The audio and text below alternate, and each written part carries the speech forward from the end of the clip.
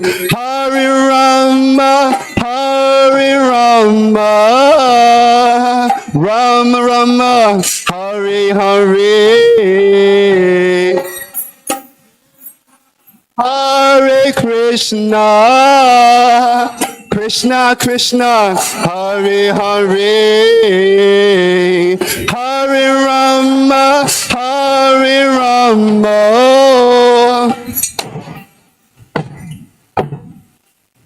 Hare Krishna, Hare Krishna, Krishna Krishna, Hare Hare,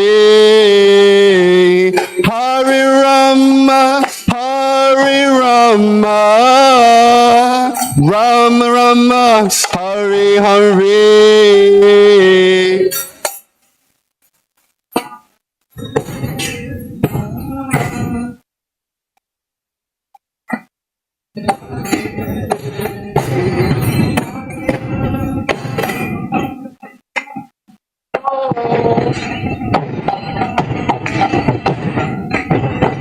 Hare Krishna, Hare Krishna, Krishna Krishna, Hare Hare, Hare Rama, Hare Rama, Rama Rama, Hare Hare.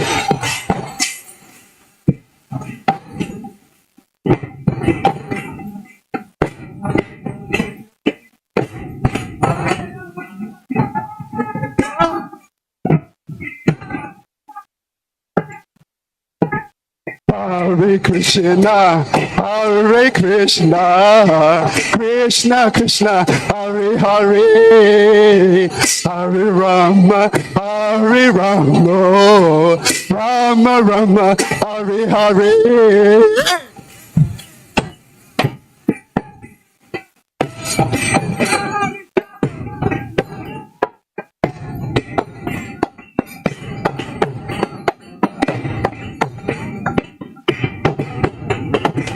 Hare Krishna, Hare Krishna, Krishna Krishna, Hare Hare, Hare Rama, Hare Rama, Rama Rama, Hare Hare.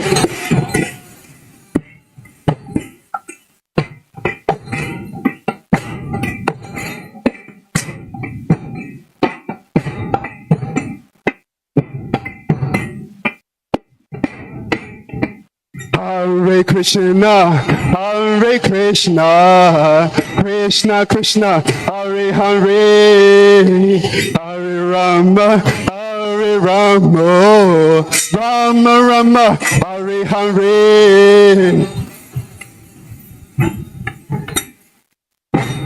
Hare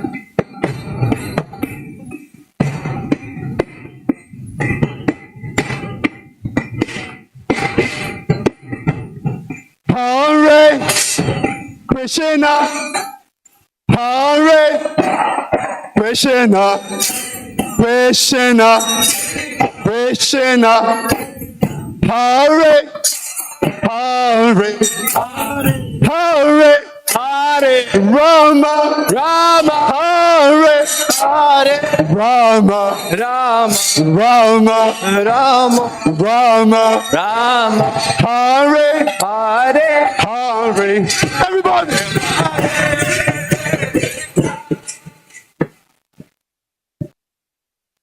Haribo! Haribo! Haribo! Haribo! Hare.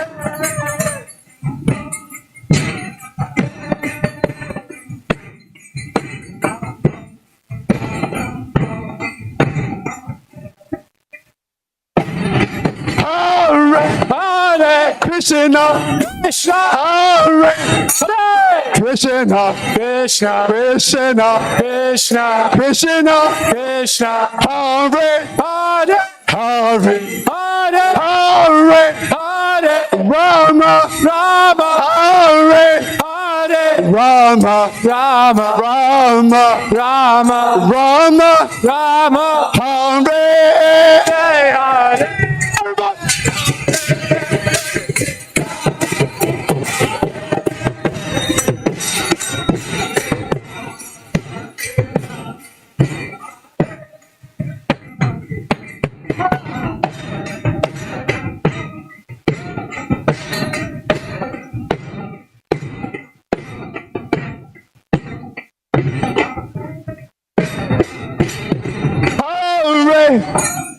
Krishna, Hare Krishna, Krishna, Krishna, Hare Hare, Hare Rama, Hare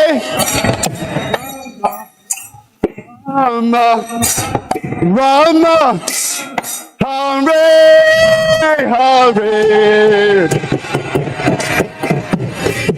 Haribo,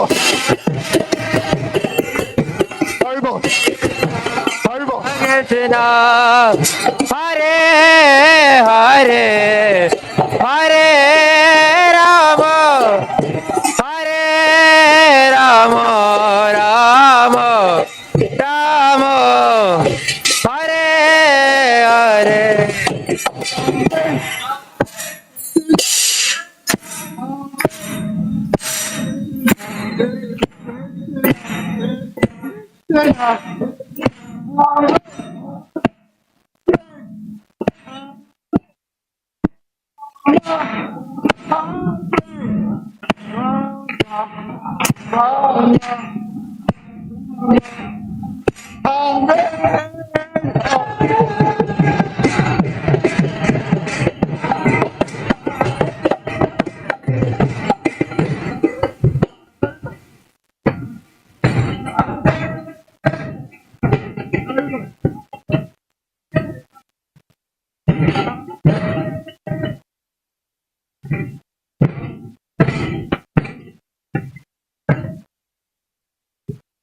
Hare Krishna, Hare Krishna, Krishna, Krishna, Hare Hare, Hare Rama, Hare Rama, Rama, Rama, Hare Hare.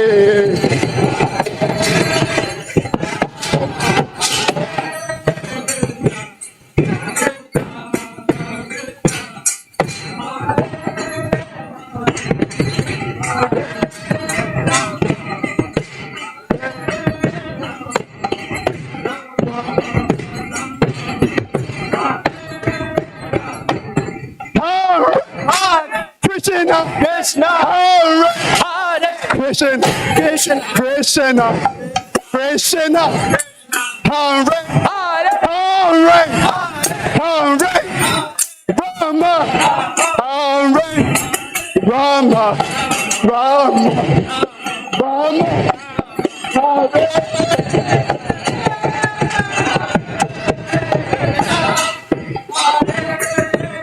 Hare.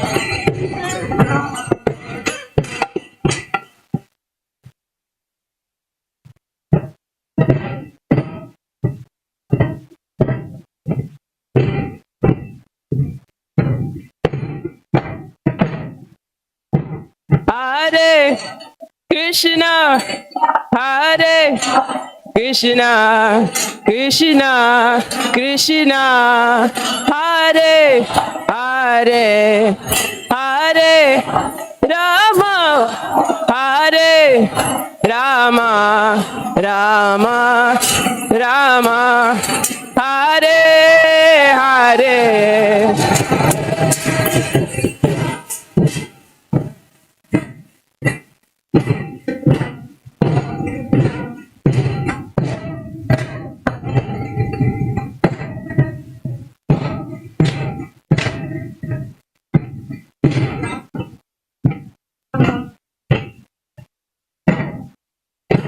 Hare Krishna, Hare Krishna, Krishna, Krishna, Hare Hare, Hare Rama, Hare Rama, Rama, Rama, Hare Hare.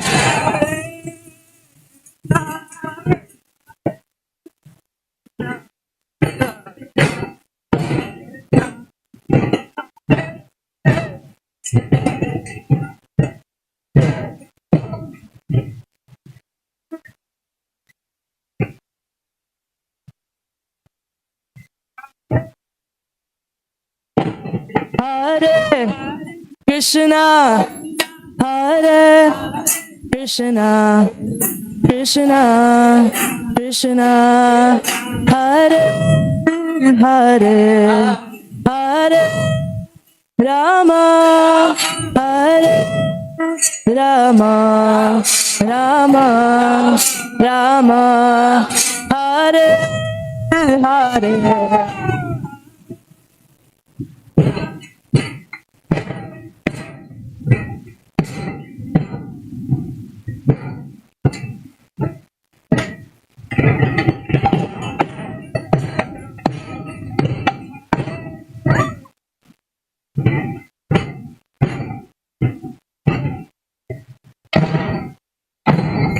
Hare Krishna, Hare Krishna, Krishna Krishna, Hare Hare, Hare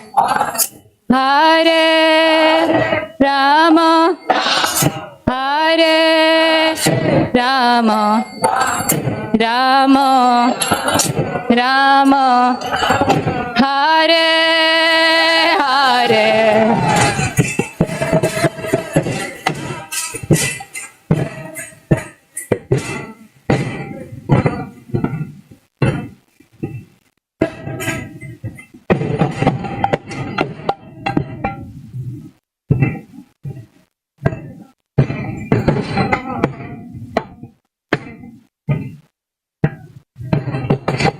Hare Krishna, Hare Krishna, Krishna Krishna, Hare Hare, Hare Hare,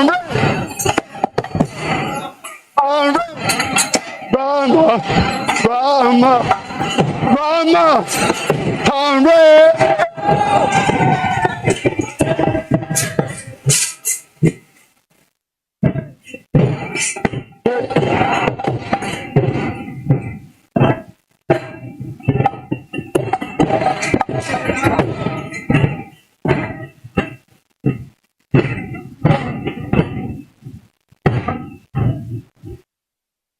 Hare Krishna,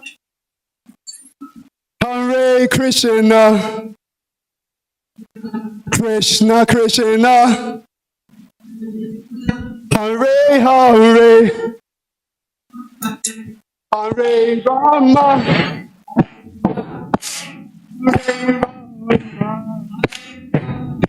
Rama Rama, Hare Hare. Everybody, Hare Krishna, Hare Krishna Krishna, Hare Hare, Hare Rama, Hare Rama, Rama Rama, Hare Hare, Hare Krishna, Hare Krishna, Krishna Krishna, Hare Hare, Hare Rama, Hare Rama, Rama Rama, Hare Hare. Everybody, Hare Krishna, Hare Krishna, Krishna Krishna, Hare Hare, Hare Rama, Hare Rama.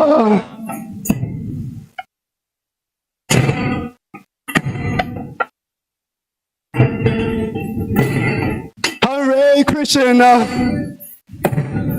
Hare Krishna, Krishna Krishna, Hare Hare, Hare Rama, Hare Rama, Rama Rama, Hare Hare. 40. Hare Krishna, Krishna Krishna, Hare Hare, Hare Rama, Hare Rama, Rama Rama, Hare Hare, Hare Krishna, Hare Krishna, Krishna Krishna, Hare Hare, Hare Rama, Hare Rama, Rama Rama, Hare Hare, Hare Krishna, Hare Krishna, Krishna Krishna.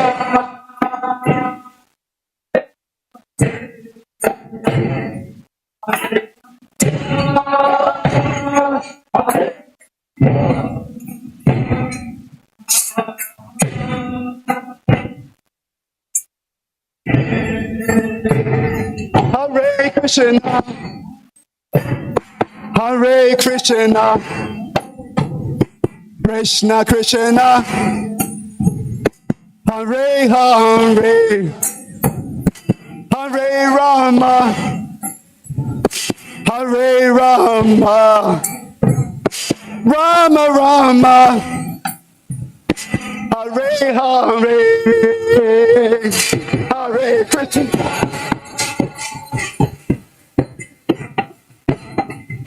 Krishna, Krishna, Hare Hare, Hare.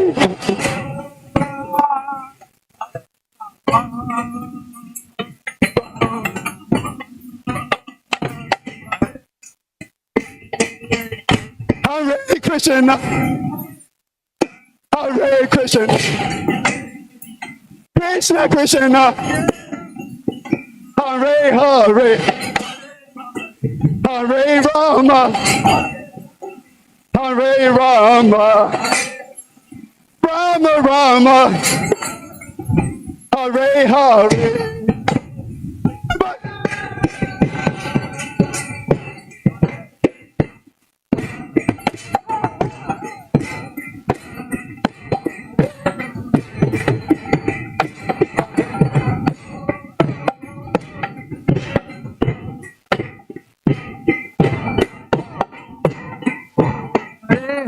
Hare Hare Krishna, Hare Krishna, Krishna Krishna, Hare Hare, Hare Rama, Hare Rama, Rama Rama, Hare Hare, Hare Krishna.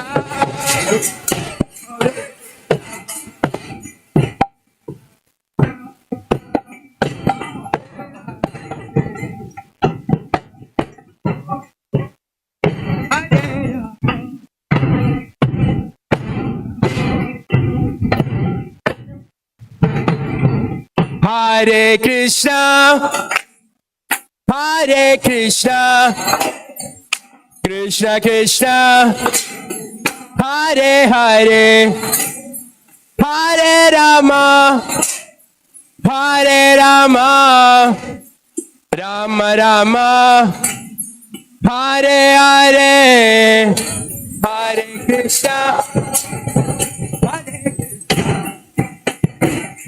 Krishna.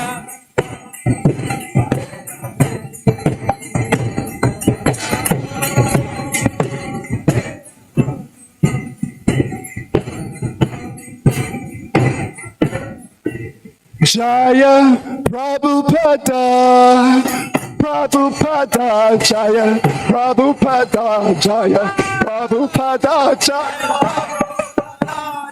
Prabhupada Jaya, Prabhupada Jaya, Prabhupada Jaya, Prabhupada, Prabhupada Jaya, Prabhupada Jaya, Prabhupada Prabhupada, Prabhupada, Prabhupada.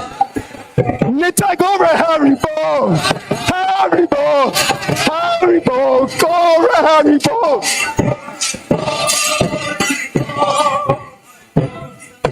Nitai Gora Haribo, Haribo, Haribo, Haribo. Jaya Radha Shama Sundar, Radha Shama Sundar, Radha Shama Sundar, Radhe Radhe.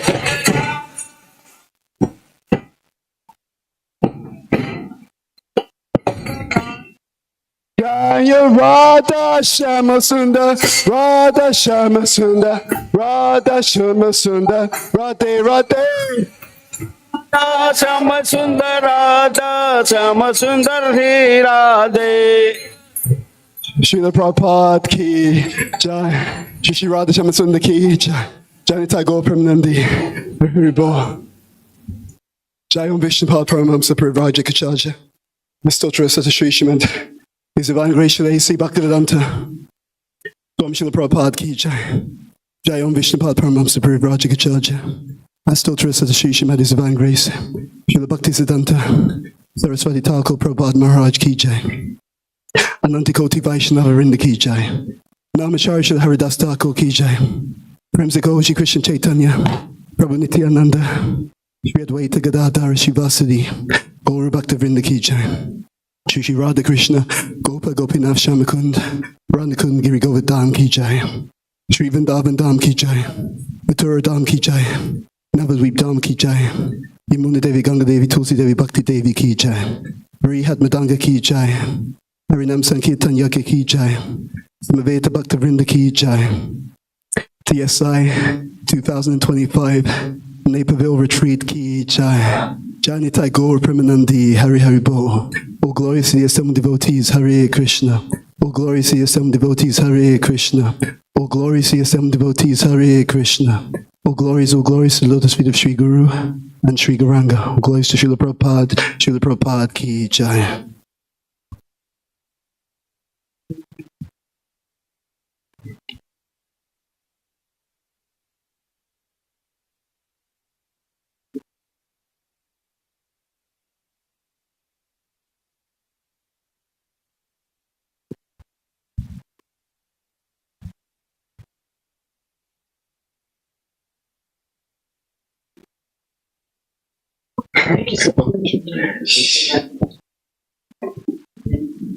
Hare Krishna, everyone.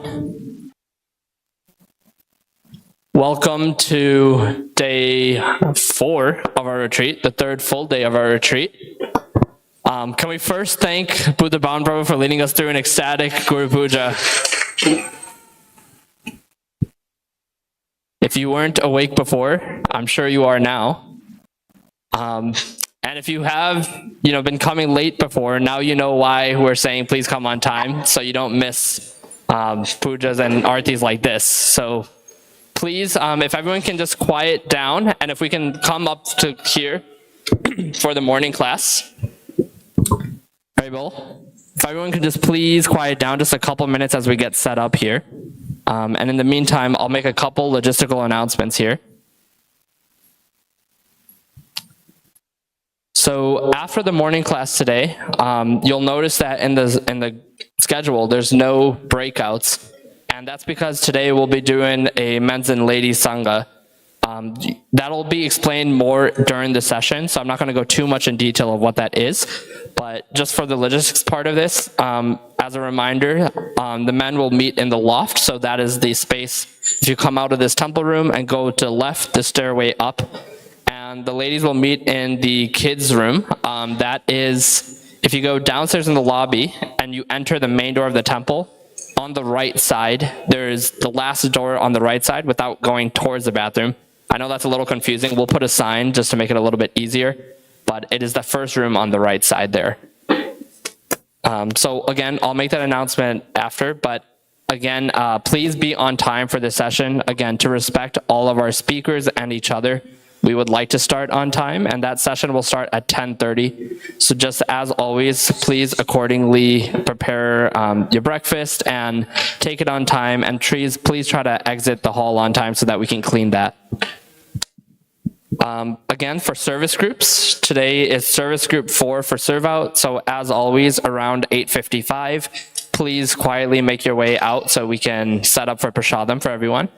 And service group 5, you will be doing the cleanup. So please just take prashadam first so that you can then head to the kitchen and start doing the cleanup. And that way we don't have to miss too much of the session. And we would now like to welcome His Holiness SBK Maharaj here. Can we please welcome him with a loud Haribol? Haribol! So today Maharaj will be giving the morning class, and it'll be lessons that we can learn from Vidura. So we'll turn it over to you, Maharaj. Thank you.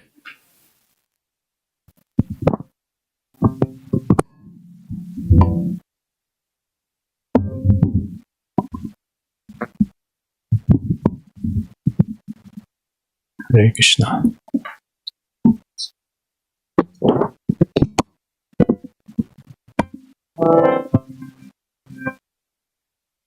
Radha Madhava Jaya Kunja Bihari Jaya Radha Madhava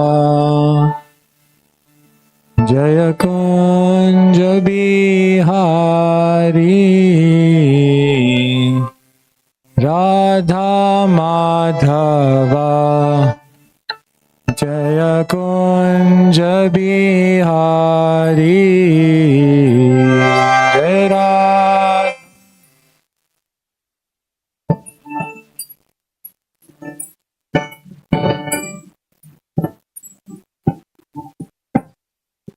Gopi Jana Vallabha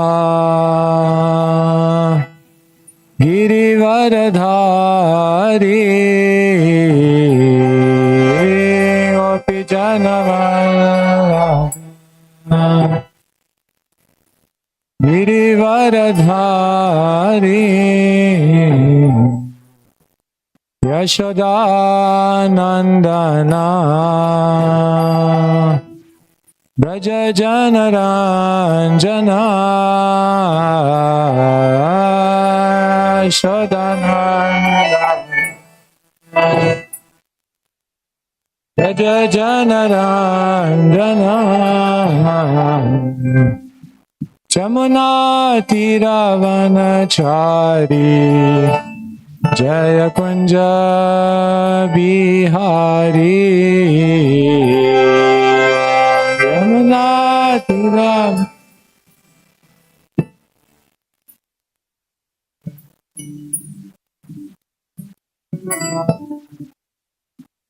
Jamuna Tiravanachari Jaya Kunja Bihari Jamuna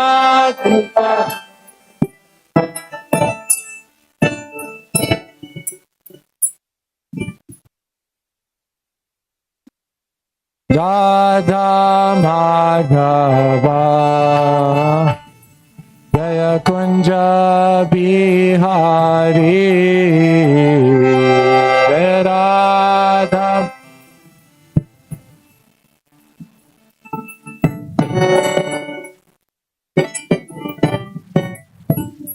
Hare Krishna Hare Krishna Krishna Krishna Hare Hare Hare Rama Hare Rama Rama Rama Hare Hare Krishna Hare Krishna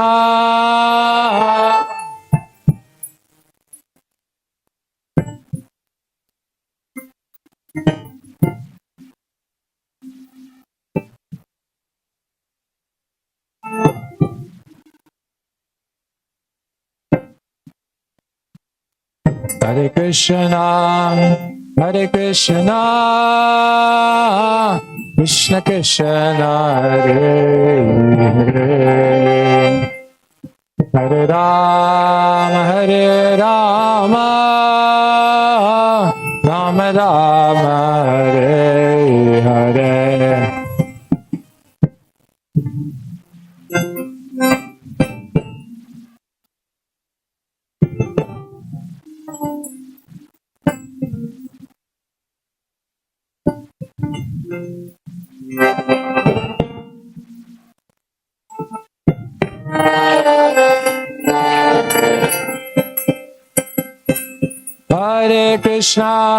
Krishna,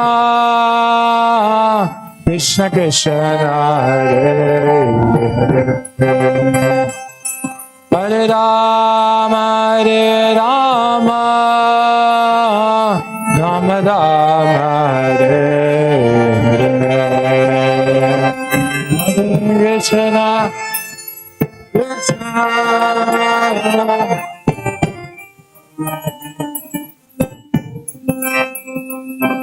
Hare Rama,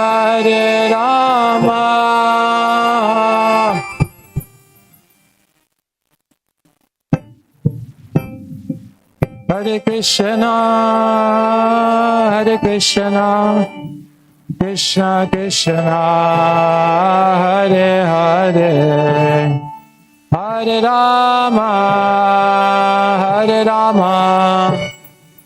Rama Rama, Hare Hare, Krishna.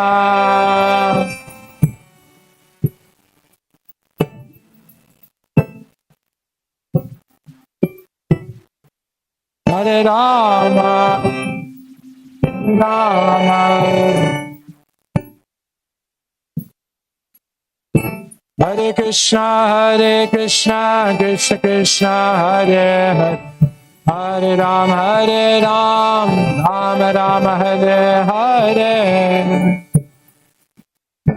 Krishna Krishna,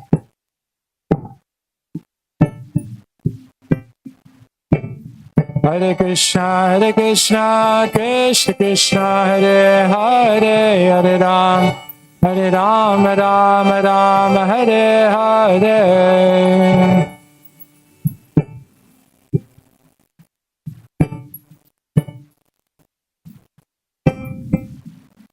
Hari Bol, Hari Bol, Hari Bol, Nittai Gaura Hari Bol.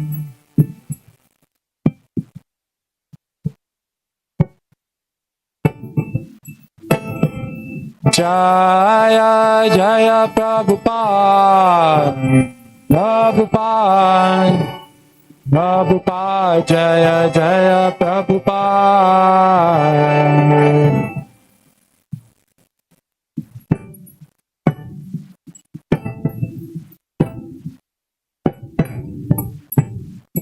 Jai Nitai, Gaura Premanande, Hari Hari Bol. Om Jnanatimirandhasya Jnananjana Shalakaya Chakshurunmilitam Yena Tasmai Shri Gurave Namaha. Shri Chaitanya Manobhishtam Stapitam Yena Bhutale Swayam Rupa Padamayam Dadati Swapadantikam Vandeham Shri Guru Shri Yuta Padakamalan Shri Gurun Vaishnavamscha Shri Rupam Sagrajatam Sahagana Raghunathanvitam Ram Sajivam Sadvaitam Savadutam Harijana Sahitam Krishna Chaitanya Devam Shri Radha Krishna Padan Sahagana Lalita Shri Vishakhan Vitamscha He Krishna Karuna Sindhu Dinabandhu Jagatpate Gopesha Gopika Kanta Radha Kanta Namostute Tapta Kanchana Gaurangi Radhe Vrindavaneshwari Vrishabhanos Devi Pranamami Hari Priya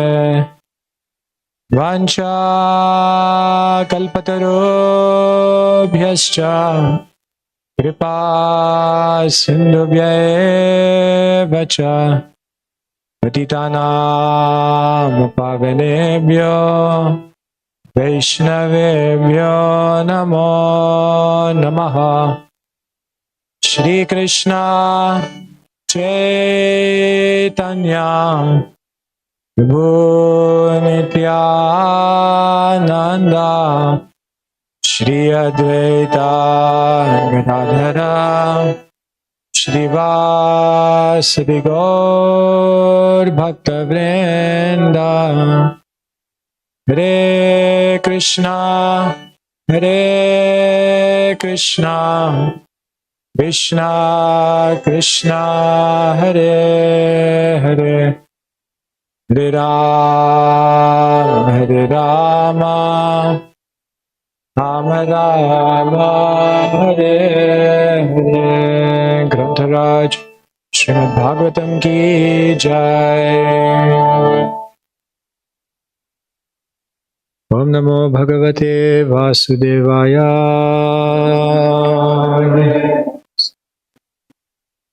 Om Namo Bhagavate Vasudevaya Om Namo Bhagavate Vasudevaya.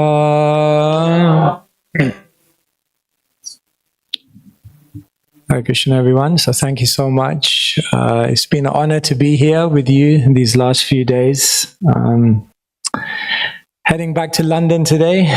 Don't know when I'll see you all again, but yeah, maybe before the end of the class, I'll share with you my final reflections from these few days. But wanted to thank all of the devotees and all of the speakers as well. It's been amazing to hear the morning classes. Of course, we started with His Grace Buddha Bhavana Prabhu, who reminded us about the science of grace. Thank you for the reminder. And the power of Shastra he was mentioning actually is very, very beautiful. Actually, I don't know if Buddha Bhavana Prabhu remembers, but we were driving together about 20 years ago. And he remembers. That's all I needed to say. We were coming out of the Mana, Bhaktivedanta Mana. It was just me and him in the car. I was in the driver's seat, unfortunately. And we took a left turn out of the Mana. And the sun came out and it blinded me. That's my excuse. And as I sped off, bang, I hit the car in front of me and the car was a write-off. So as soon as I hit the car, my mind was spinning and Buddha Bhavana Prabhu was next to me and he was like, I'm like, so the sun represents the ego, and when we get covered by the false ego, then we end up crashing into obstacles. And I'm like, yo, my man's becoming philosophical here, you know? I got problems here, you know? So it's very nice because the devotees are able to see Krishna everywhere, see the world through Shastra. That's very wonderful. Srila Prabhupada was also like that. Like wherever he would see Krishna's teachings.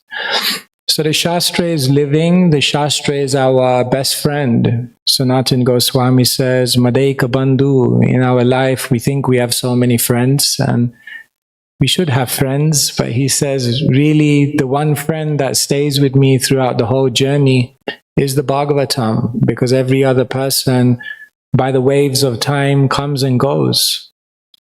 Relationships change, our connections change, people change places. What to do is the nature of life. But if you make the Bhagavatam your best friend, then the Bhagavatam will always remain with you. And therefore, we have to make that investment in the scriptures. So we shouldn't think of reading Bhagavatam as just a duty or just some part of the program that we have to follow. It's actually the greatest opportunity. It's mentioned, Nasta prayeshva bhadreshu nityam bhagavata sevaya bhagavatyuttama shloke bhaktir bhavati naishtiki. This is very beautiful because what it's basically saying is that when you read the Bhagavatam, all that is troublesome within the heart is almost completely destroyed. An irrevocable service to the Supreme Lord is established as an undeniable fact. So this is very nice that spiritual life is not about becoming something. It's just about unbecoming everything that you're not. It's interesting. Once someone came to the Buddha and said, what do you get out of meditating?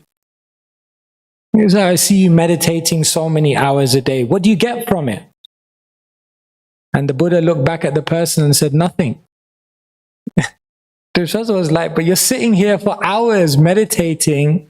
Buddha said that I don't get anything from it. So the person was like, why are you then sitting here for hours meditating? The Buddha says, because I lose my stress. I lose my envy. I lose my anger. I lose all the illusion that's covering me. And I lose all of these things which makes life worth living. So it's interesting, sometimes we come to the Bhagavatam and we're thinking like, what am I getting from this? What am I getting from this? I don't remember anything. I don't understand anything. I don't like...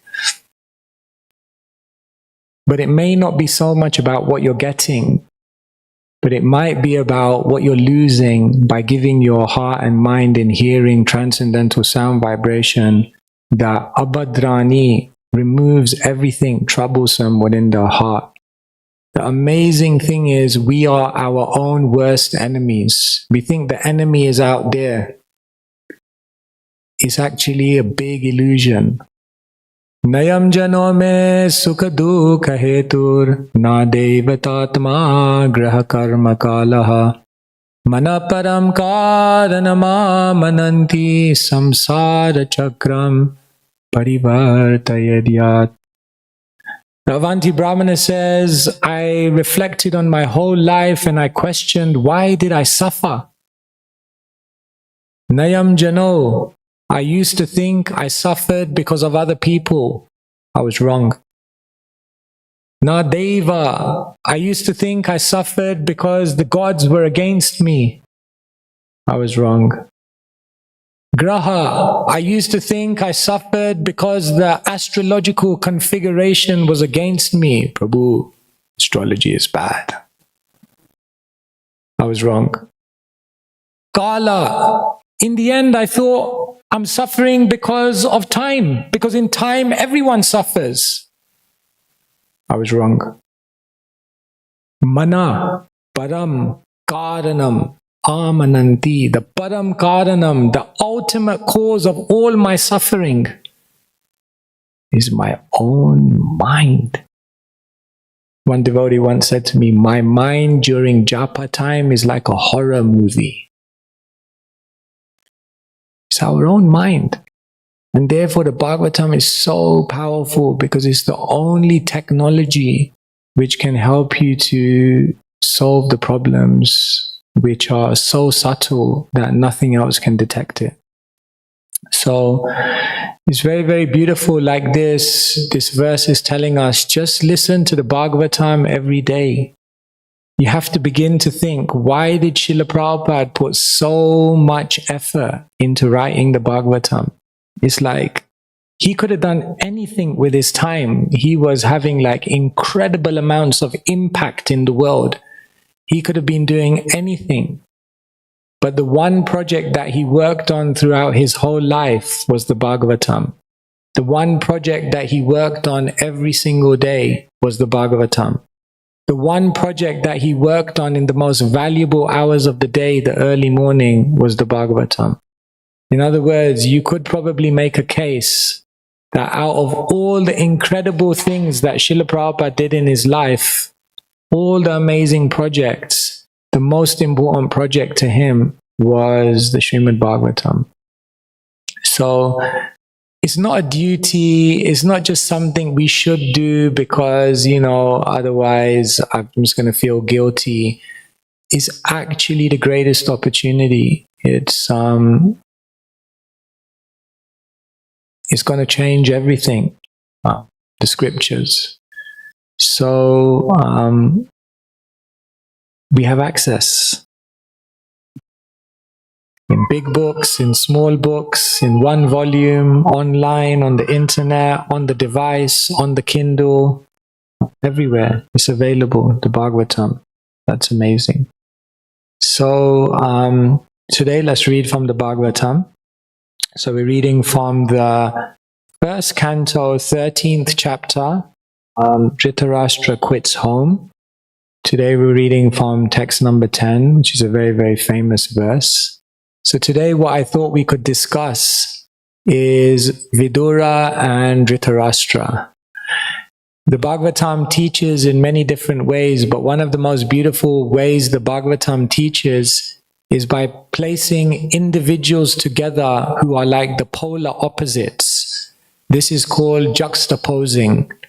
For example, when you go to a jewelry shop and there's a ring in the box, then it's always set in velvet, isn't it? Like a velvet background. And what color is the background?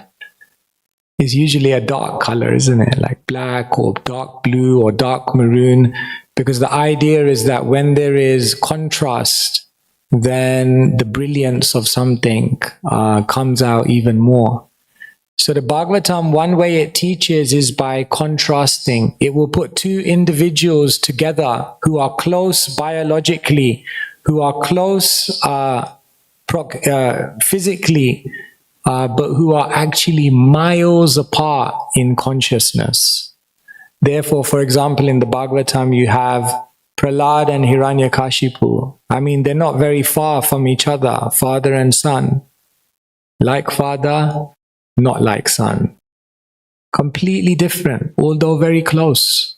For example, in the fourth canto of the Bhagavatam, you have Suniti and Suruchi. Sisters, very close. Not sisters, co-wives, very close. But completely different. In the 10th canto of the Bhagavatam, for example, you have the Brahmanas, and then you have their wives. Very close, same situation, same place, but very, very different. And Vidura and Dhritarashtra are also very, very close. Brothers, in the same family, in the same palace, in the same upbringing, went practically through the same things, but incredibly different. And so there's much to learn by this contrast that the Bhagavatam gives us. So today we're reading from the 10th verse. So yes, please repeat after me. Bhavadvida Bhagavatas Tirtabhuta Swayam Vibho Tirti Kurvanti Tirthani Svantastena Gadabrita Bhavadvida Bhagavata Tirtabhuta Swayam Vibho Tirti Kurvanti Tirthani Svantastena Gadabrita Bhavadvida Bhagavata Tirtabhuta Swayam Vibho Tirthi kurvanti tirthani Svantastena gadabrita. Anyone wants to repeat a few times? Bhavadvida Bhagavatas Yudhabhuta Swayam Vibho Kirti Kurvanti Tirthani Svantastena Gadabrita. Anyone else? Ladies? Bhavadvida Bhagavatas Yudhabhuta Swayam Vibho Kirti Kurvanti Tirthani Svantastena Gadabrita. Bhavat, your good self. Vidha, like. Bhagavata, devotees. Tirtha, the holy places of pilgrimage. Bhuta, converted into. Swayam, personally. Vibho, O powerful one. Tirthi Kurvanti, make into a holy place of pilgrimage. Tirthani, the holy places. Sva Antastena, having been situated in the heart. Gadabrita, the personality of Godhead. Translation and purport by His Divine Grace, Lacy Bhakti Vedanta, Swami Srila Prabhupada Ki Jai. Translation. So just context, Vidura and Dhritarashtra grew up together in the palace, and at one point Dhritarashtra and Duryodhana offended Vidura very, very unfairly, and therefore Vidura left and he went on pilgrimage, and he was doing absolutely fine. But at one point Vidura thought, let me go back to the palace and try one last time to help Dhritarashtra. And when he arrived back, the Pandavas, who were missing him so much, were overwhelmed with happiness. And therefore, Yudhishthira, this is the verse he cites in order to glorify Vidura when he comes back from his pilgrimage to the palace. Translation: My Lord, devotees like your good self are verily holy places personified. Because you carry the personality of Godhead within your heart, you turn all places into places of pilgrimage. Purport. The personality of Godhead is omnipresent by His diverse potencies everywhere. Just as the power of electricity is distributed everywhere within space, similarly the Lord's omnipresence is perceived and manifested by His unalloyed devotees like Vidura, just as electricity is manifested in an electric bulb. A pure devotee like Vidura always feels the presence of the Lord everywhere. He sees everything in the potency of the Lord and the Lord in everything. The holy places all over the earth are meant for purifying the polluted, conditioned consciousness of the human being by an atmosphere charged with the presence of the Lord's unalloyed devotees. If anyone visits a holy place, he must search out the pure devotees residing in such holy places, take lessons from them, try to apply such instructions in practical life, and thus gradually prepare oneself for the ultimate salvation. Going back to Godhead. To go to some holy place of pilgrimage does not mean only to take a bath in the Ganges or the Yamuna, or to visit the temples situated in those places. One should also find representatives of Vidura who have no desire in life save and accept to serve the personality of Godhead. The personality of Godhead is always with such pure devotees because of their unalloyed service, which is without any tinge of fruitive action or utopian speculation. They are in the actual service of the Lord, specifically by the process of hearing and chanting. The pure devotees hear from the authorities and chant, sing, and write of the glories of the Lord. Mahamuni Vyasadeva heard from Narada, and then he chanted in writing. Sukadeva Goswami studied from his father, and he described it to Parikshit. That is the way of Srimad Bhagavatam. So by their actions, the pure devotees of the Lord can render any place into a place of pilgrimage, and the holy places are worth the name only on their account. Such pure devotees are able to rectify the polluted atmosphere of any place. What to speak of a holy place rendered unholy by the questionable actions of interested persons who try to adopt a professional life at the cost of the reputation of a holy place. Srila Prabhupada ki. So Prabhupada is explaining that the devotees are very, very special. We sometimes take the devotees for granted. We live with them, we serve with them, we see them every single day, and we kind of begin at a certain point underestimating them. But the devotees are actually outstanding. Dhananjaya Prabhu is a disciple of Srila Prabhupada, and at his initiation, he obviously received the name Dhananjaya. So we have a Dhananjaya here also, right? Dhana means wealth, and Jaya means victory or winner. So his name literally means the winner of wealth. Now, when you get that name from a spiritual master who's trying to spread Krishna consciousness all over the world and needs a lot of funds, it could become a bit high pressure. So Prabhupada gave him the name Dhananjaya. So in his life, he was always thinking, my God, I got to make a lot of money for Krishna.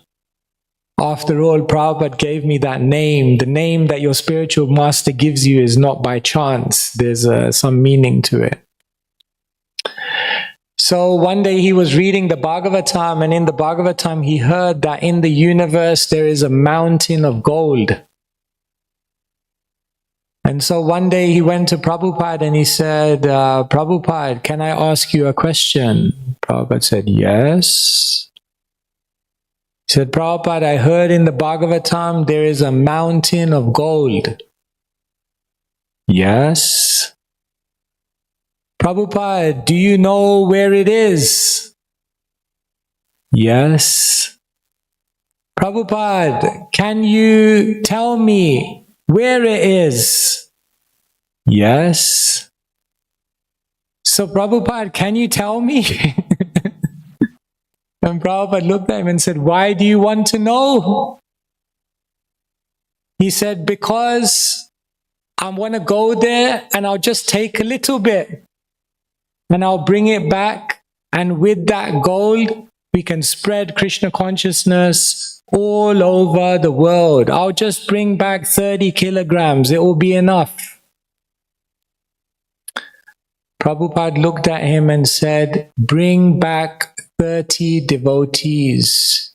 Devotees are more valuable than gold. Devotees are more valuable than gold. Krishna Bhakti Janma Mula Hoya Sadhu Sang Krishna Prema Janma Teho Puna Mukhya Ang. That the opportunity to associate with devotees is the root cause of the awakening of devotion.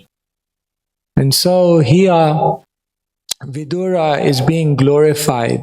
He's saying you are a walking place of pilgrimage. Wherever you go, anyone who comes in your vicinity, they're purified because you carry the Supreme Lord in your heart.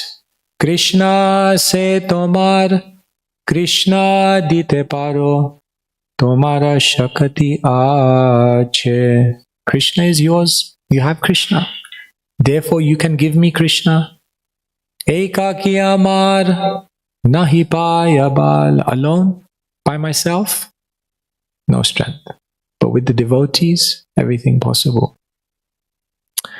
So Vidura is a great saint. Vidura is a devotee of the highest quality. And the Bhagavatam juxtaposes Vidura with Dhritarashtra to give the contrast. Are we going to be of Vidura's mentality, or are we going to be of Dhritarashtra's mentality? That is the question on the table. We know that they were born. They were all born because Chitrangada and Vichitravirya both died without any children. And therefore the wives had to be impregnated in order for the generation to continue. And the third brother was Bhishma Dev. And Bhishma Dev had said, well, no can do. Well, brahmachari. So Bhishma Dev had taken a vow of perpetual celibacy, and therefore he could not impregnate them, and therefore the wives were told that Vyasadeva will come. You don't need to worry. Vyasadeva is completely transcendental. He's above all material passion. So don't worry. He will come and impregnate, and you will have very, very illustrious offspring. So the first wife came, Ambika.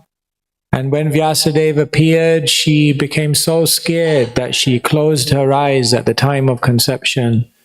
And therefore Dhritarashtra was born, the oldest, very, very powerful, but blind.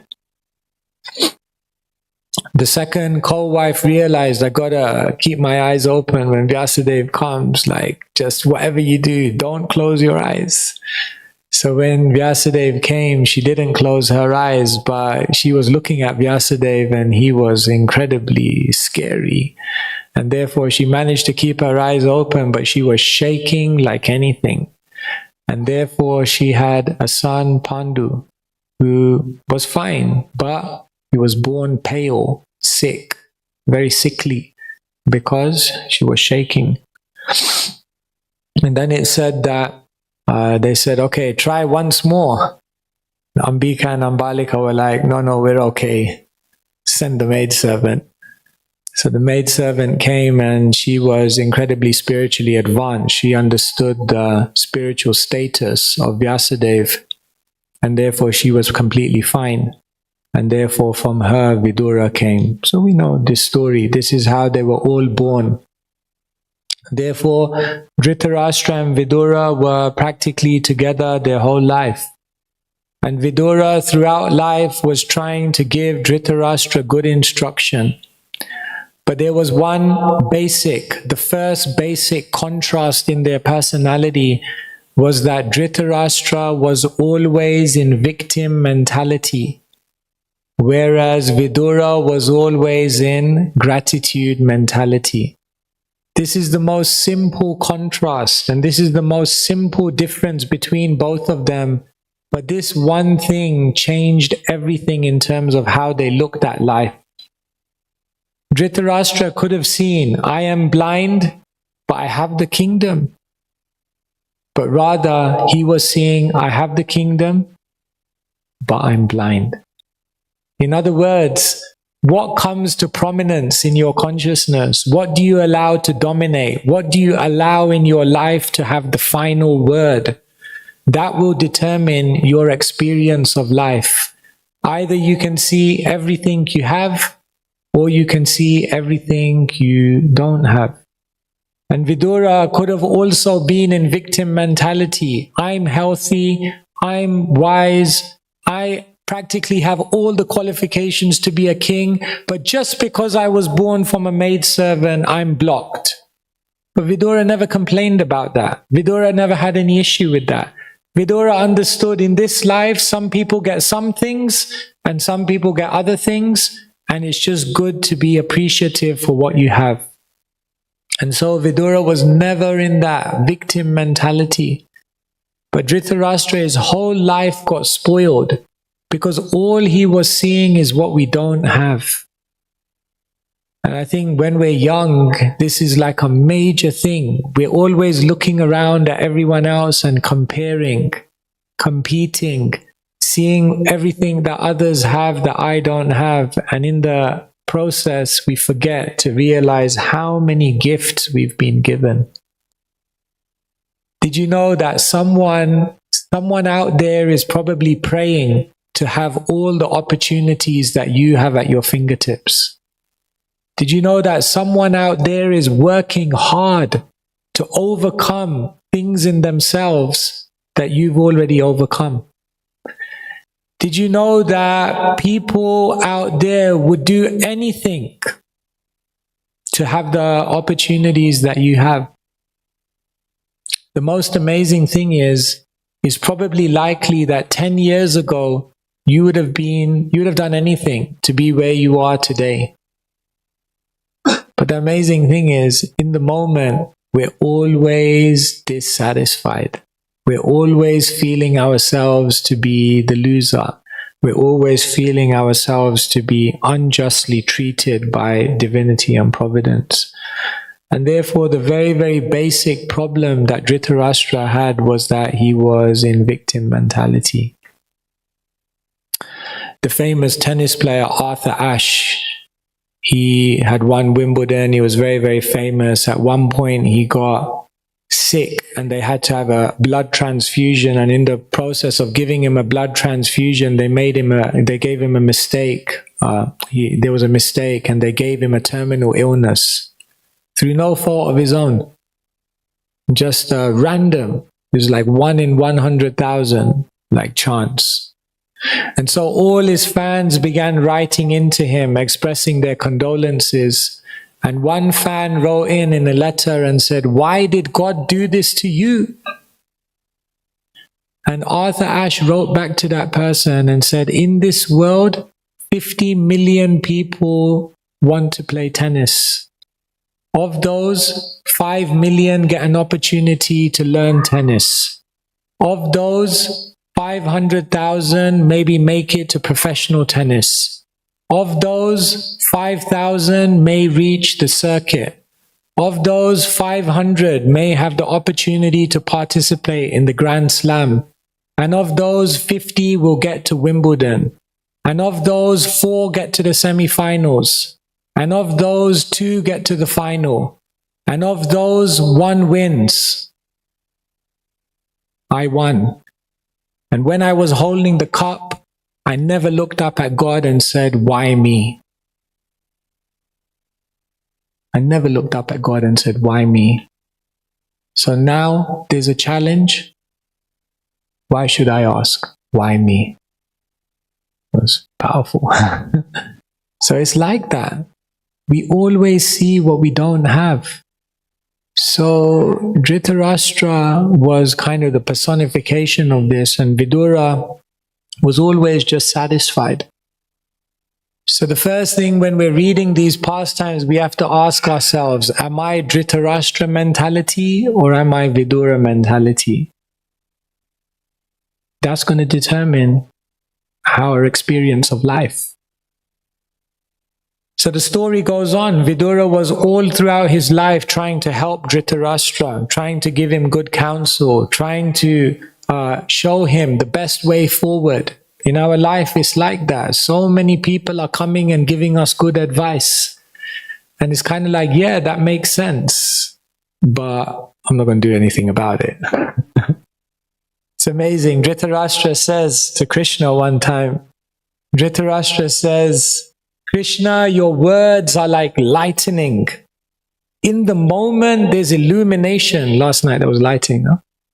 In the moment, there's illumination. But on the very next stroke, there's complete darkness again.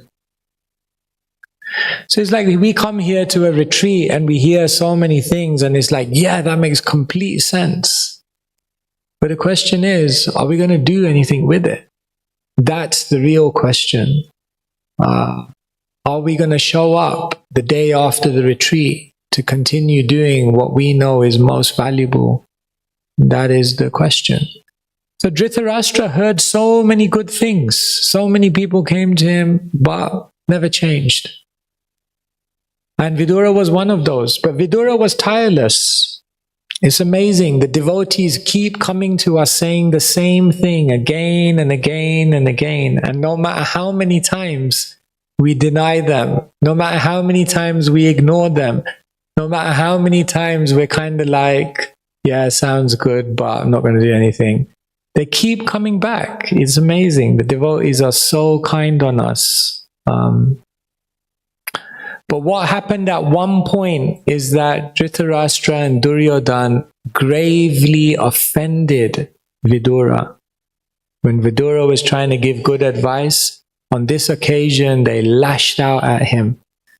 And when they did that, Vidura realized, this is Krishna's sign. I need to get out of here. I need to leave. I have something else I'm meant to do in my life at this time, because now Krishna has closed this chapter for me of living in the palace. And the amazing thing is, when that happened and Vidura had to make that change, he was just so flexible. He was just so fearless. He was just ready that now Krishna has closed one door. No problem. Let me see that Krishna is telling me to look in another direction where 3 doors are opening up. And therefore, Vidura just went to the palace door, left his weapons there, and just walked into the forest and said, so be it. Then I'll walk away. Flexible and fearless. Whereas Dhritarashtra in his life was the complete opposite. Fixed and fearful. In fact, his name, Dhritarashtra. Rashtra means land, and Dhrita means to hold. So his name literally means one who's holding on to their land assiduously. And we are kind of like having some of that mentality in our life. We hold on to things. We hold on to our plans. We hold on to our desires. We hold on to our expectations. And even when Krishna clearly shows us that this is not what you're meant to be doing, we still keep trying to break through, instead of just saying, okay, accept it. Krishna wants me to do something else. Be flexible, move in another direction. This is one way in which you can see someone has spiritual advancement. You see, like for example, if someone is physically fit, one of the signs is that you're very flexible. So similarly, when you're mentally fit, when you're spiritually fit, then you're actually very flexible in consciousness. No problem. Krishna is always changing his plans, so I can move with him, no problem. So we cause ourselves so much frustration by fighting with our destiny. But rather, we can see that whatever is coming from Krishna, who's the supreme controller and the supreme friend.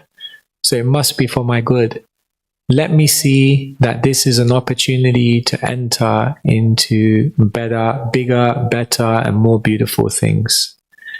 And so again, this kind of contrast is there. Are we going to be fixed and fearful? See, when you're attached, then necessarily you will be fearful because you're expecting everything to be in a certain way, and then you're very, very fearful if something goes in another direction.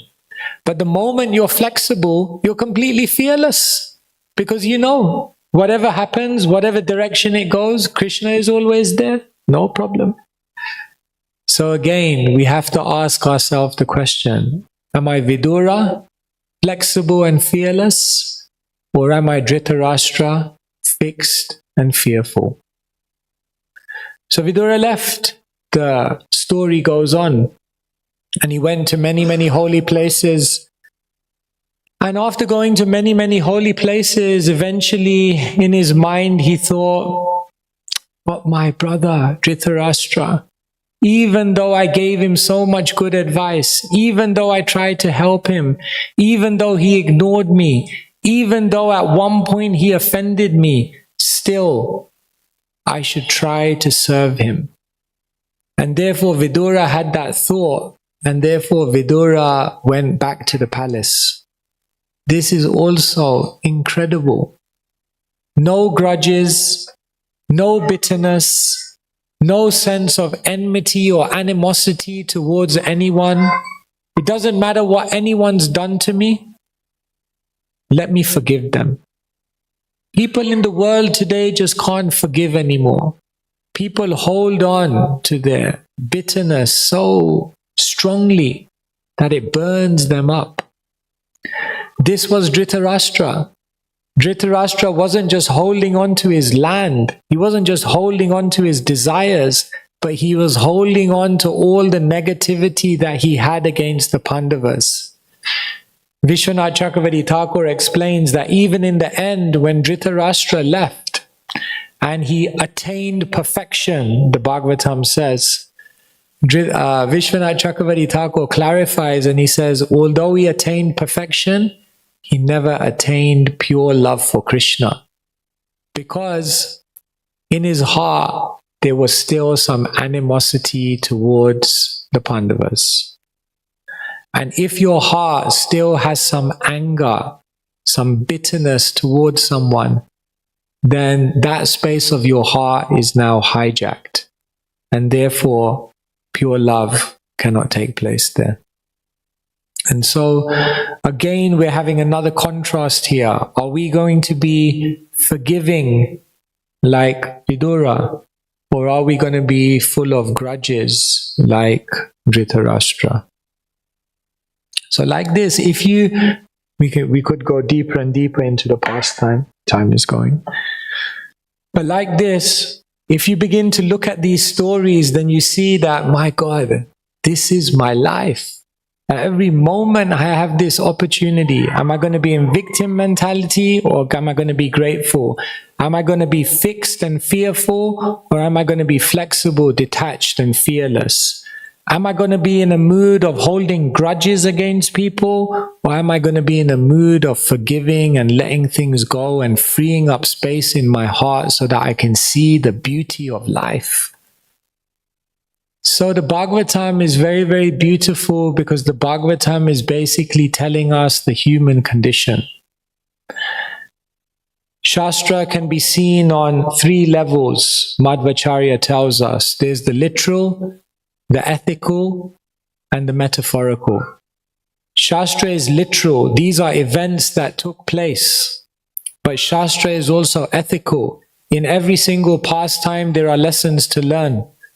But Shastra is not just literal and ethical. Shastra is actually metaphorical. So it's actually depicting the human condition. And therefore, most people in their life are blocked, not by anything external to them, but they're blocked simply by their own mentality.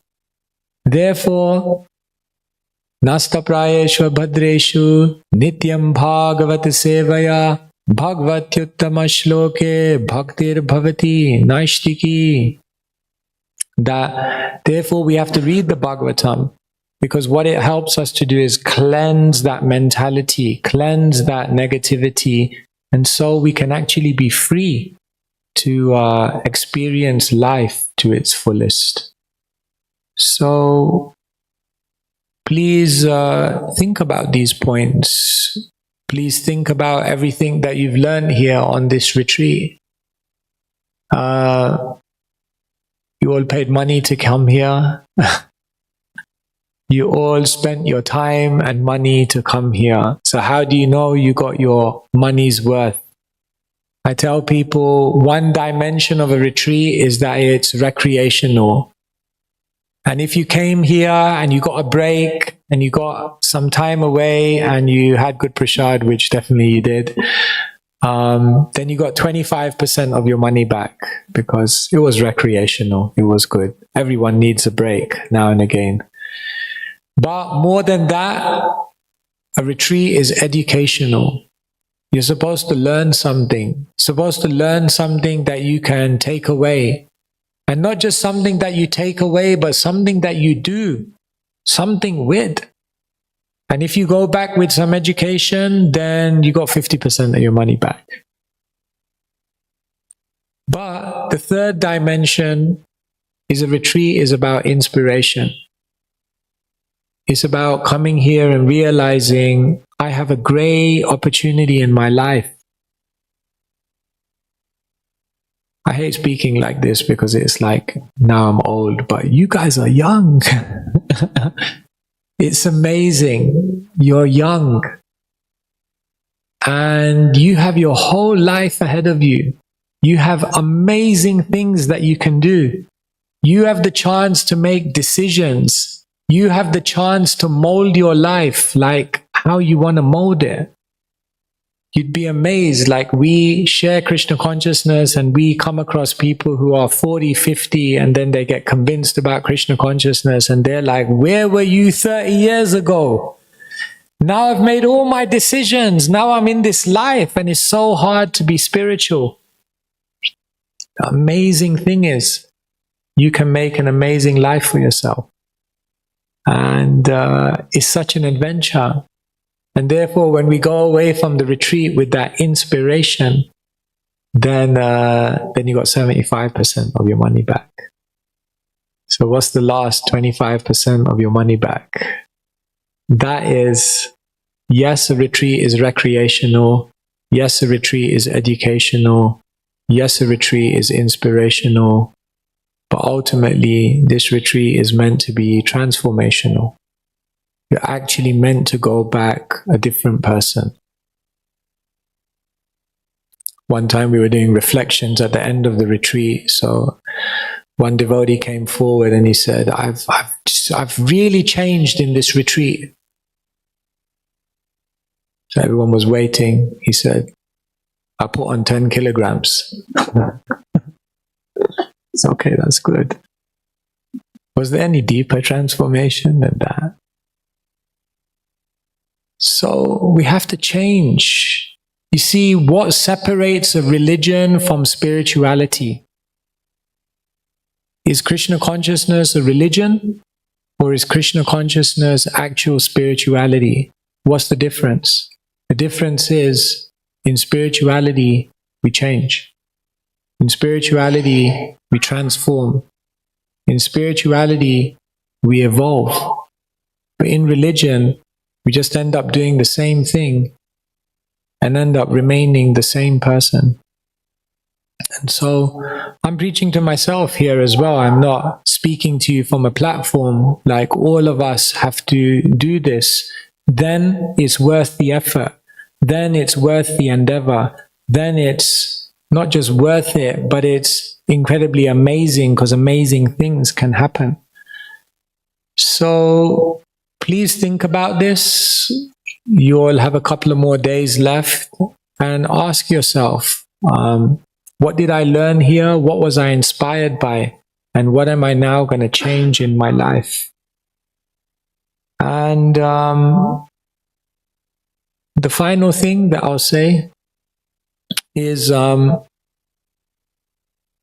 Krishna consciousness is an adventure.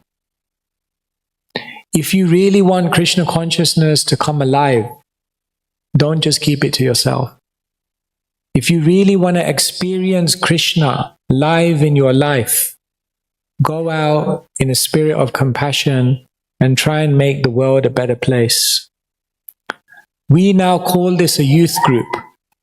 The amazing thing is, in the 1970s, this wasn't a youth group. This was ISKCON. This is it. This is ISKCON. It's on your shoulders. It's on my shoulders. Let's do it together. Make ISKCON great again. I heard there's a movement like that in your country. Mega. You could get a cap. Srila Prabhupada started ISKCON in this country. Actually, when Prabhupada talked about America, he was crying sometimes. When Prabhupada talked about America, he was sometimes reduced to tears because he said, this country accepted me. And from this country and the American people, we spread Krishna consciousness throughout the whole world. Trust me, it's hard for a Londoner to say things like this. But you guys are in an incredibly important place. They say America sneezes and the world catches the cold. We have to make the Hare Krishna movement what it can and should be. And I have no shadow of a doubt. There's no doubt in my mind that you have the talent. You have the relationships. You have the infrastructure. You have the support. Everything is there. You just have to now want to do it. So when I joined the Hare Krishna movement, I was kind of umming and ahhing whether I should do it. And then at one point, 30 devotees cornered me in a room, literally 30. And they were telling me, join, join, join. I was like, this really is a cult. Anyway, in my mind, I was thinking, clearly they've spotted something in me. Clearly they have recognized. What can I say? I knew it all along, but I was just trying to be humble. What can I say? Facts are facts. Anyway, everyone left the room and one devotee stayed back and he said, sit down. I sat down and he looked at me and he said, this movement is going to spread across the world whether you join it or not. And then he looked at me and he said, but do you want to be part of the magic? I was like, sign me up. I want to be part of it. Adyapiha shay lila kaha gaura roy, kona kona bhagyavan deki bara poi. You don't have to go back to the spiritual world to see Krishna's pastimes. They're going on even today. Sri Chaitanya Mahaprabhu's pastimes are going on even today.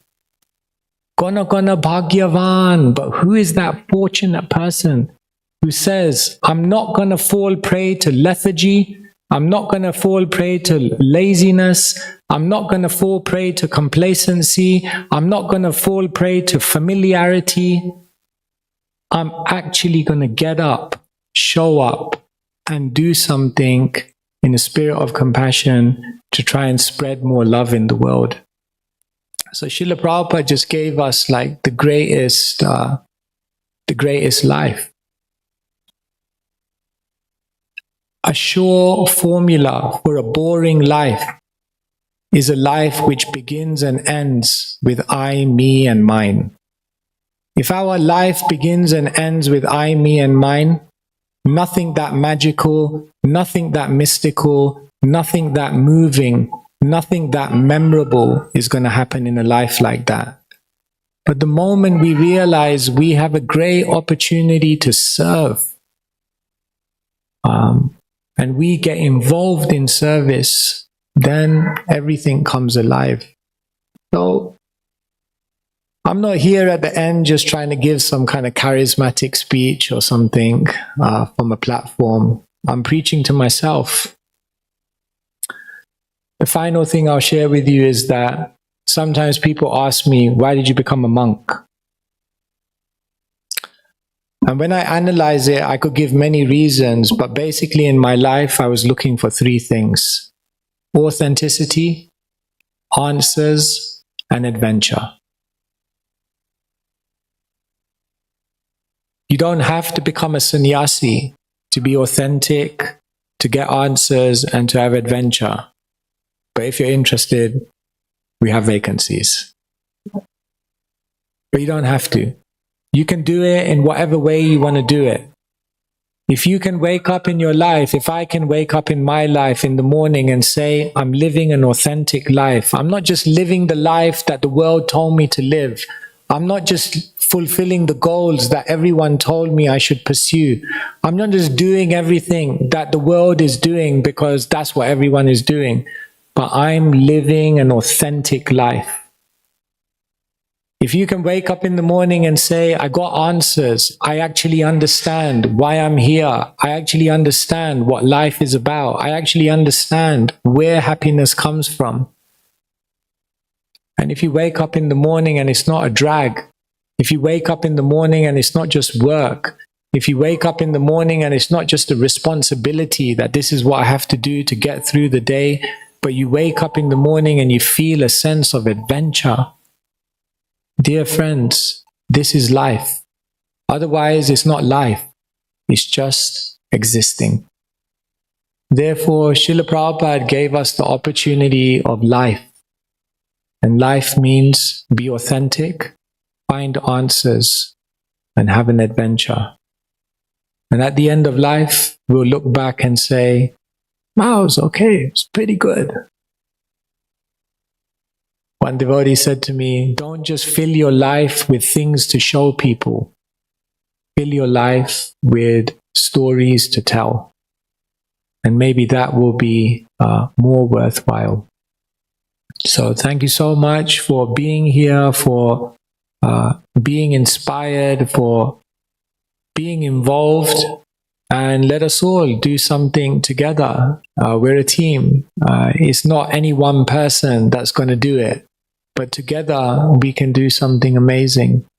But let's make Krishna consciousness more than just a religion. Let's make Krishna consciousness a dynamic spiritual movement that Srila Prabhupada envisaged it to be. And make ISKCON great again.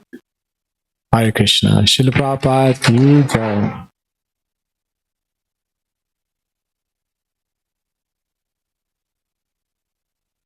Alrighty. You can start the political rally now. Yeah, sure. If there's questions.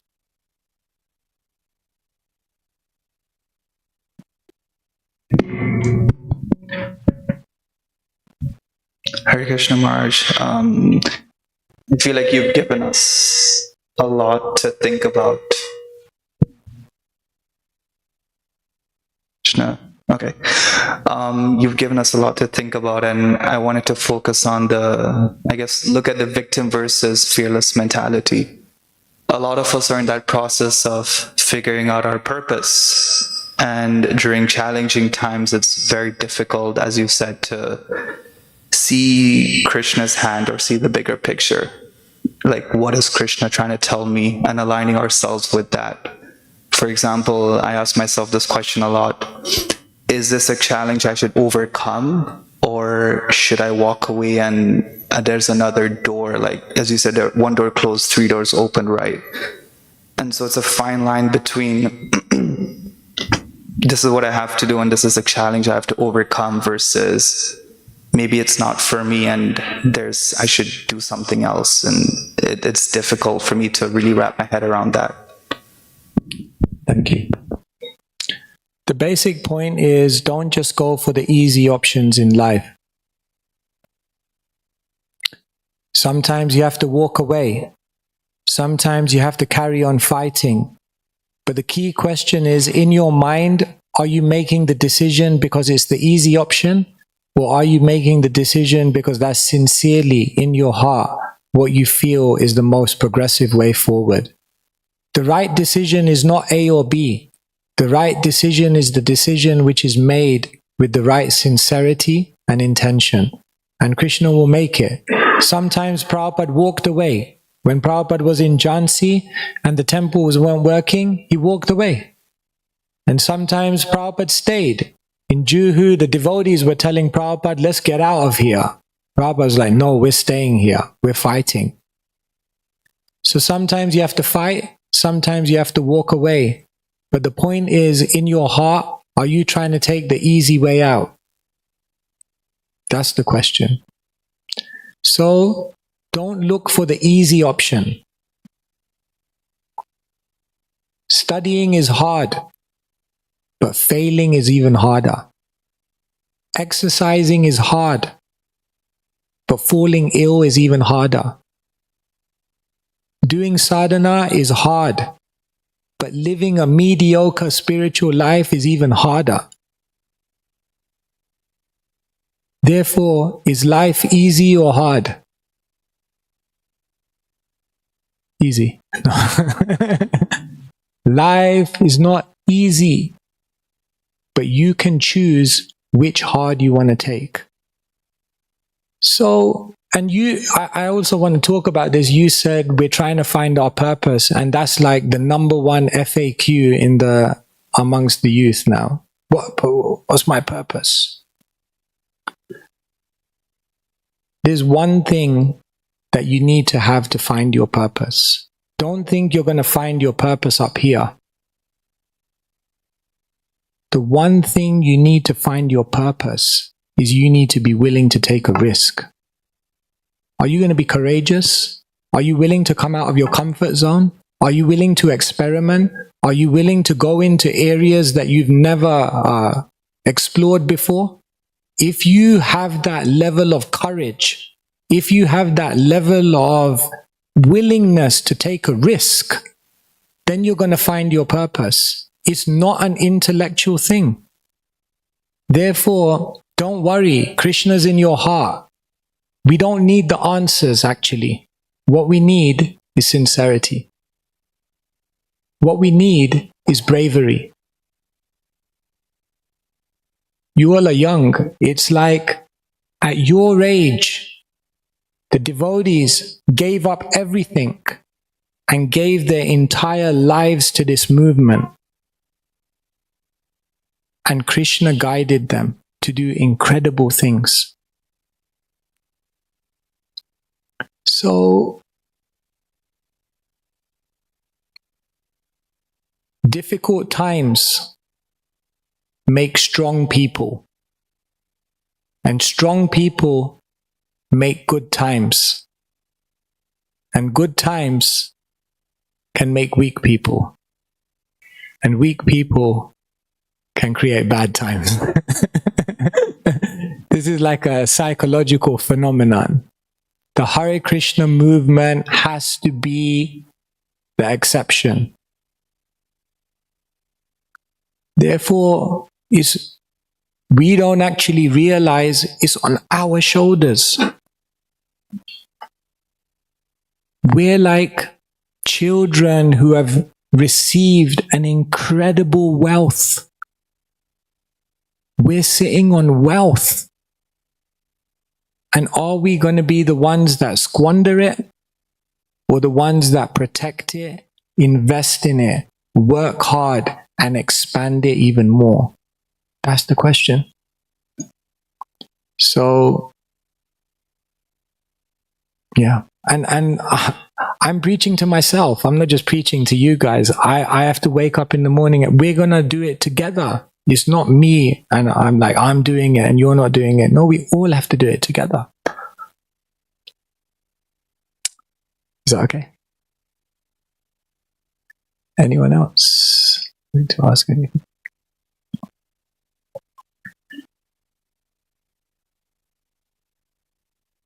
I think here.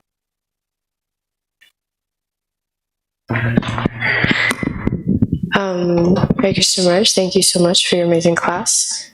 You touched on offenses in one of the previous sessions, and today you kind of mentioned the difference between like forgiveness versus holding grudges.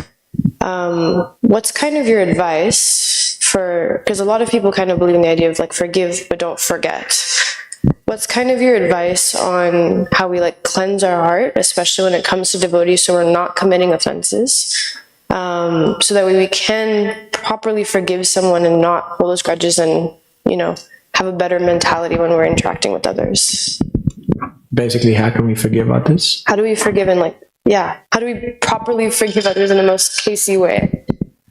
First thing is that people are just the messengers of our karma. Remember, Nayam Jano Me Sukhaduka Hetur. Other people are not the cause of your suffering. They're just the messengers. And the moment you think that other people are the cause of my suffering, then you've absolved yourself of the responsibility. You're in Maya. Simple as that. Now that may sound heavy, but that's the reality. That doesn't mean that we're not practical. That doesn't mean that we don't assertively respond to people who are sometimes showing us negativity, that should all be done.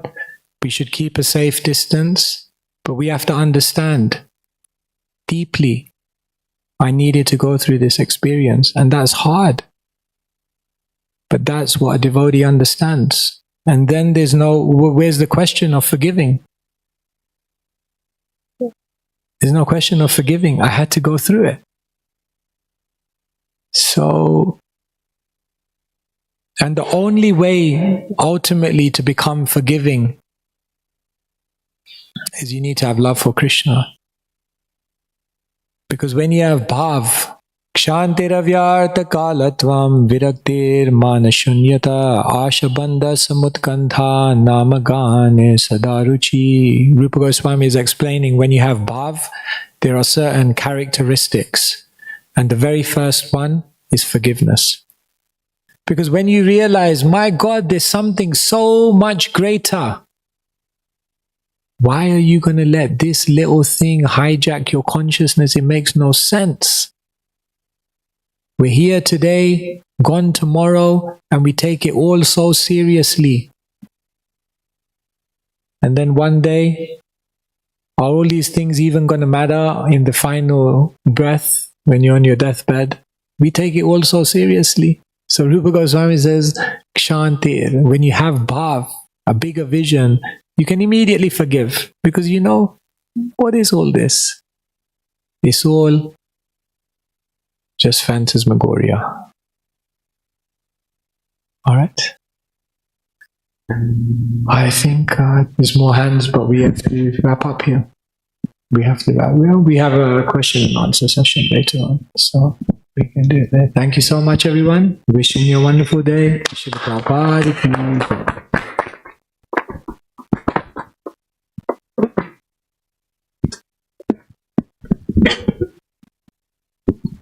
His Holiness Swami Bhagavan Krishna Maharaj Ki Jai. Thank you so much, Maharaj, for such a wonderful class. It's currently 9:17, so I'll keep it brief, and then I'll invite Raj to do a short announcement after that. But again, breakfast is at... I'm sorry, take the other.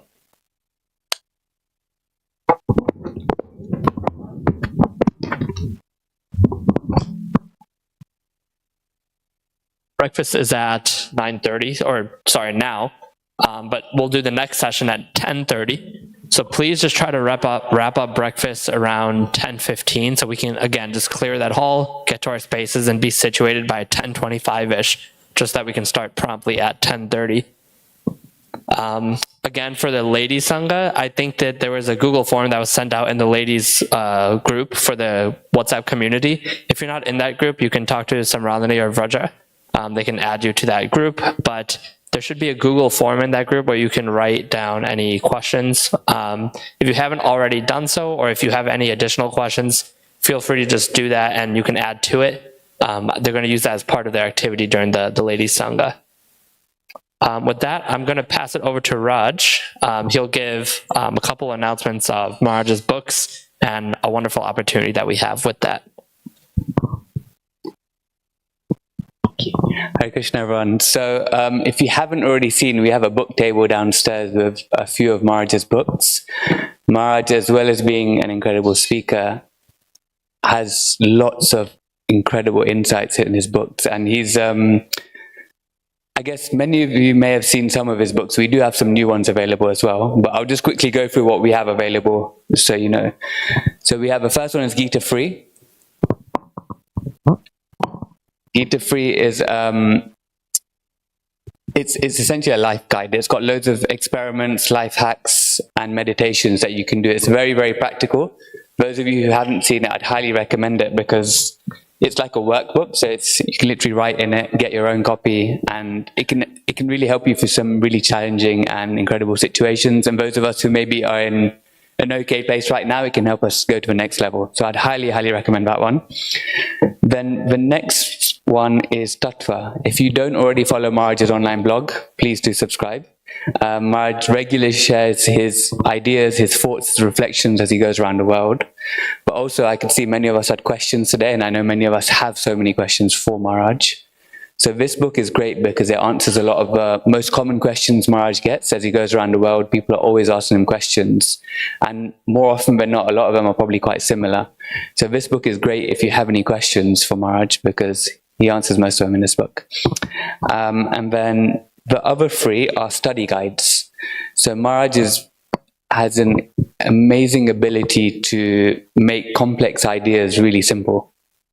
And if, like me, any of you have tried to study any of our scriptures and maybe found some of it difficult, these books are great for that, because Maharaj puts those concepts in a really palatable way where we can understand them in acronym form as well. So we've got Gita Life, we have Book Bhagavad, and CC Compact, where Maharaj summarizes all of these books in a really beautiful way. And you can use them alongside studying. So for example, if you're studying the Bhagavad Gita, Gita Life is great to go alongside that rather than instead of. So it's a great study guide. And yeah, so we've got these 5 books available, and downstairs, maybe Toshan, Arav, Pooja and Sham, whoever's around, they have access to the payment link, so you can go see them. And then after a little while, I think Maharaj, if you're available for some time to sign some of the books, so you can get a signed copy of a book. So please get them as soon as possible. Maharaj is leaving this afternoon, so it's the last chance to get them signed. So if you want to get them, maybe go down now, just before breakfast. There'll be some people there. And then, yeah, you can get them signed later. Thank you so much. Hare Krishna.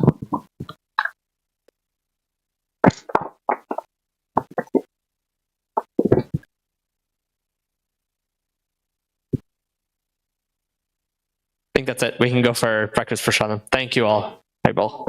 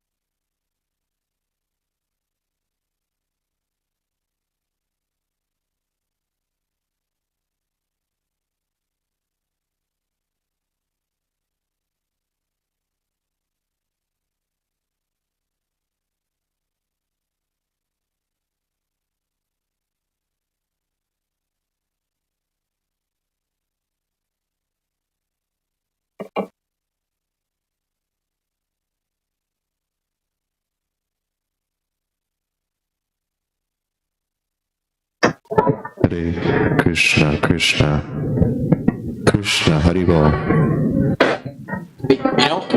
Turn it down. Krishna. So, what happened?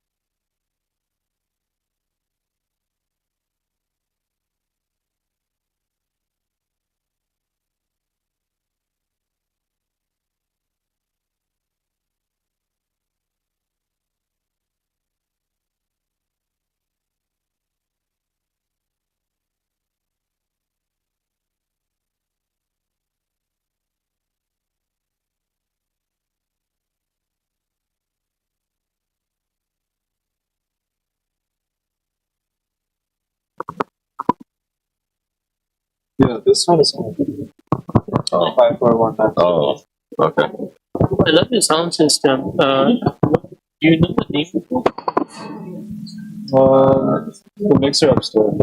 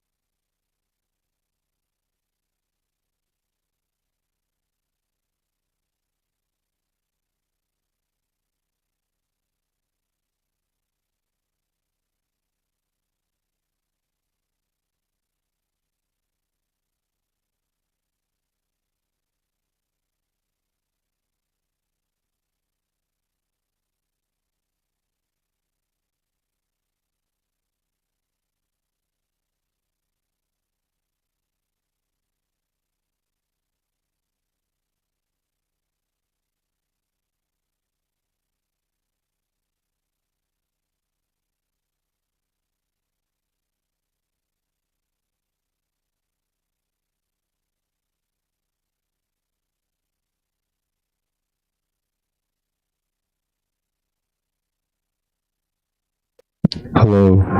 Haribo.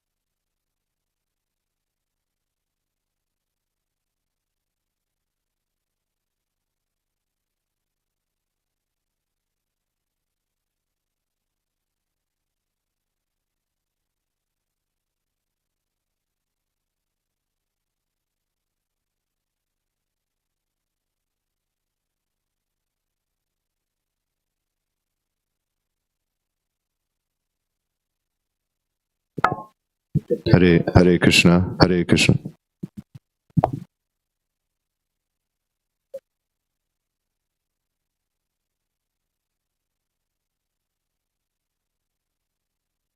Yeah, you can. But like, there's still gonna be trouble. So Krishna, Krishna. Wait up.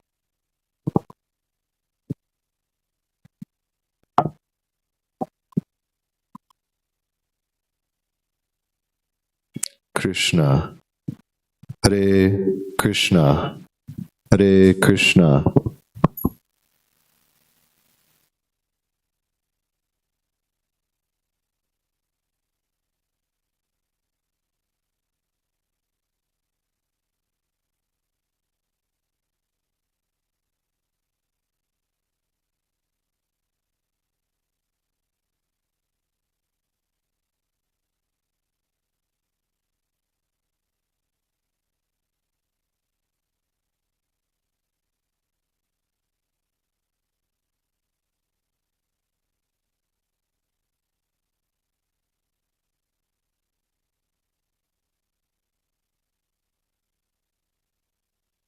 Hare Krishna, Hare Krishna, Hare Krishna, Hare Krishna, Hare Krishna, Hare Krishna, Krishna Krishna Krishna Krishna, Haribo, Haribo. Hare Krishna, Hare Krishna. Hare Krishna, Hare Krishna, Hare Krishna, Krishna, Krishna. I mean, that's. I'm just gonna keep this down. This works way better. oh, this only has one out. Exactly. Yeah. It's fine. You can see yourself.